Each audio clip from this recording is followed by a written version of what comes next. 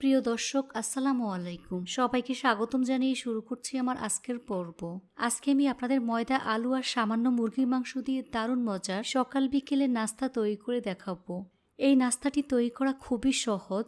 শুধুমাত্র আলু আর সামান্য চিকেন দিয়ে খুব সহজে এই নাস্তাটি তৈরি করে নিতে পারবেন। খেতে কিন্তু অনেক বেশি মজার হয়। আপনারা চাইলে বিকেলের নাস্তা অথবা বাচ্চাদের টিফিনের জন্য বানিয়ে নিতে পারবেন। বাচ্চারা ভীষণ পছন্দ করবে। একবার খেলে বারবার এই নাস্তাটি খেতে চাইবে। তো চলুন রেসিপিটি দেখে নিচ্ছি। এই রেসিপিটি তৈরি করার জন্য প্রথমে একটি মিক্সিং বলে 1.5 কাপ পরিমাণ ময়দা নিয়ে নিচ্ছি। চাইলে আটা ব্যবহার করতে পারবেন। স্বাদমতো লবণ অ্যাড করে দিচ্ছি। সাথে 1 চা চামচ পরিমাণ চিনি দিয়ে দিচ্ছি। 1.5 টেবিল চামচ পরিমাণ সয়াবিন তেল দিয়ে দিচ্ছি। এবার সবকিছু একসাথে খুব ভালো করে মিশিয়ে নিতে হবে। হাত দিয়ে ঘষে ঘষে তেল ময়দার সাথে খুব ভালো করে মিশিয়ে নিচ্ছি। কারণ ময়ানটা যত ভালো হবে এই নাস্তা তত বেশি পারফেক্ট হবে। যখন দেখবেন হাত দিয়ে মুঠ করলে এরকম দলা পেকে যায়, তখন বুঝতে হবে ময়ানটা একেবারে পারফেক্ট হয়েছে। এবার এর মধ্যে অল্প অল্প করে পানি অ্যাড করে মোটামুটি সফট একটি ডো তৈরি করে নিতে হবে। তবে ডোটা খুব বেশি নরম করে ফেলা যাবে না, আবার শক্ত করে ফেলা যাবে না। এই তো ডোটা মাখানো হয়ে গিয়েছে। এই ডোটাকে আরও কিছুক্ষণ সময় নিয়ে মথে নিতে হবে। উপরে কিছুটা পরিমাণ সয়াবিন তেল দিয়ে মেখে নিচ্ছি। কিচেন টাওয়াল দিয়ে ঢেকে দিচ্ছি। তারপর ঢাকনা দিয়ে ঢেকে রেস্টে রেখে দেব প্রায় 20 মিনিটের মতো। এই ফাঁকে চুলা একটি ফ্রাই প্যান বসিয়ে এর মধ্যে 2 টেবিল চামচ পরিমাণ সয়াবিন তেল দিয়ে দিচ্ছি। তেল গরম হয়ে আসলে 1 কাপ পরিমাণ পেঁয়াজ কুচি দিয়ে দিচ্ছি। এখন পেঁয়াজটাকে কিছুক্ষণ ভেজে নিতে হবে। কিছুক্ষণ পর যখন দেখবেন পেঁয়াজের কালার চেঞ্জ হয়ে গিয়েছে, তখন এর মধ্যে 1 চা চামচ পরিমাণ আদা রসুন বাটা অ্যাড করে দিচ্ছি। এই আদা রসুন বাটা পেঁয়াজের সাথে কিছুক্ষণ ভেজে নিতে হবে, যাতে করে এর কাঁচা গন্ধ চলে যায়। তারপর গুঁড়া মশলাগুলো একে একে দিয়ে দিচ্ছি। প্রথমে দিয়ে দিচ্ছি স্বাদমতো লবণ, 1/2 চা চামচ পরিমাণ কাশ্মীরি লাল মরিচের গুঁড়া, 1/2 চা চামচ পরিমাণ ভাজা জিরের গুঁড়া, ধনিয়ার গুঁড়া 1/2 চা চামচ পরিমাণ। গুঁড়া মশলা পেঁয়াজের সাথে খুব ভালো করে মিশিয়ে নিচ্ছি।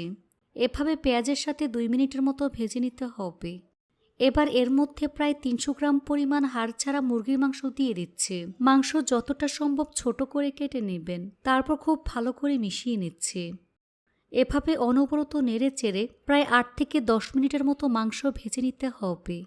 প্রায় 8 থেকে 10 মিনিটের মতো মাংস ভেজে নিয়েছি। এ পর্যায়ে 2টি ছোট সাইজের ম্যাশ করা সিদ্ধ আলু দিয়ে দিচ্ছি।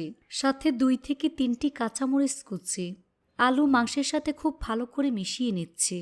এভাবে 1 থেকে 2 মিনিটের মতো রান্না করে নিতে হবে।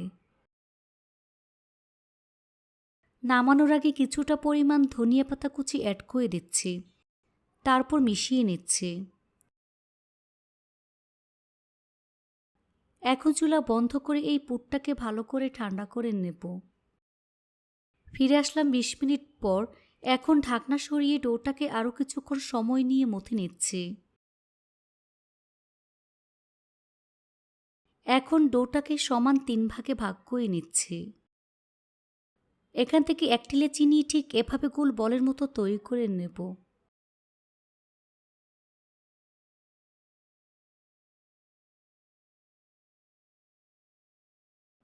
এই তো একটি বল আমি তৈরি করে নিয়েছি।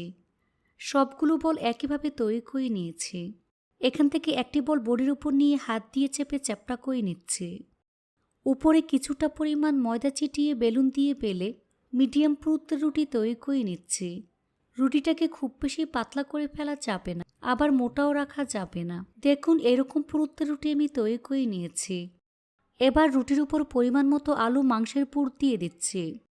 সম্পূর্ণ রুটির উপর ছড়িয়ে দিতে হবে।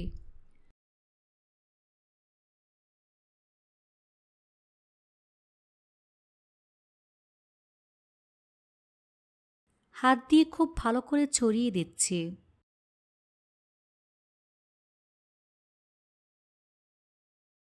এভাবে চেপে চেপে পুরটাকে রুটির সাথে সেট করে নিচ্ছি। দেখে হয়তোবা বুঝতেই পারছেন কাজটা আমি কিভাবে করছি। রুটির চারপাশে পানি লাগিয়ে নিচ্ছি। এক সাইড থেকে ঠিক এভাবে টাইট করে রোল করে নিচ্ছি।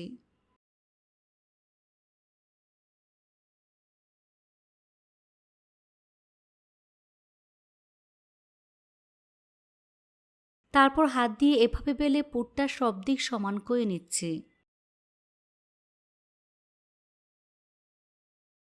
সাইডের বাড়তি অংশ কেটে সমান করে নিচ্ছি।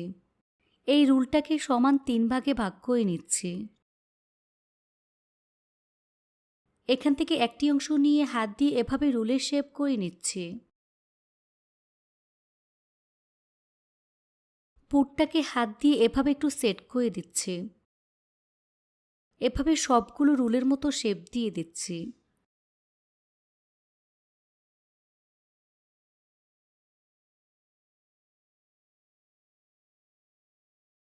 বাকি রোলগুলো একইভাবে আমি তৈরি করে নিয়েছি।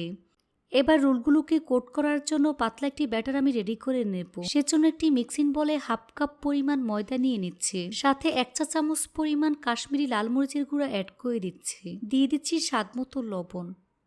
শুকনো উপকরণগুলো ভালো করে মিশিয়ে নিচ্ছি। এবার এর মধ্যে অল্প অল্প করে পানি অ্যাড করে মোটামুটি পাতলা একটি ব্যাটার আমি রেডি করে নিচ্ছি। তবে খুব বেশি পাতলা করে ফেলা যাবে না, আবার অনেক বেশি ঘন করে ফেলা যাবে না।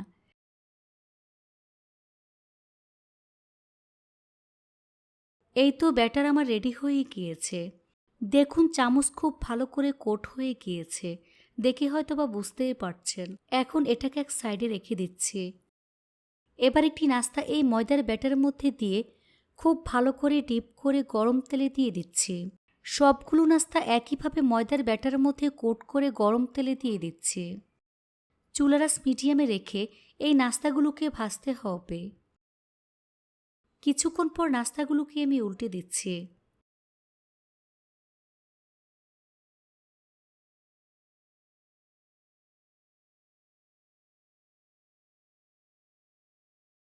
এভাবে কিছুক্ষণ পরপর উল্টে পাল্টে গোল্ডেন ব্রাউন কালার এবং ক্রিস্পি করে ভেজে নিতে হবে।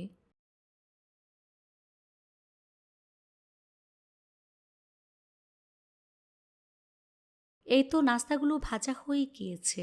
দেখুন খুব সুন্দর কালার চলে এসেছে। এখন ছাঁকনি দিয়ে তেল ছেঁকে নাস্তার প্লেটে নিয়ে নিচ্ছি।